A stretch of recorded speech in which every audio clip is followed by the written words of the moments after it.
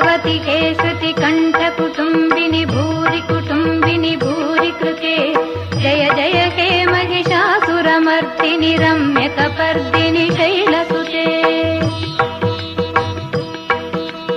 ಚಾಮುಂಡಿ ಬೆಟ್ಟದಲ್ಲಿ ನೆಲೆಸಿರುವವಳೇ ಮೈಸೂರು ನಗರವನ್ನು ಕೊರೆವವಳೇ ಚಾಮುಂಡಿ ಬೆಟ್ಟದಲ್ಲಿ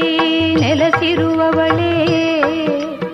ಮೈಸೂರು ನಗರವನ್ನು ಕೊರೆವವಳೇ ಭಕ್ತರನ್ನು ಕರುಣೆಯಲ್ಲಿ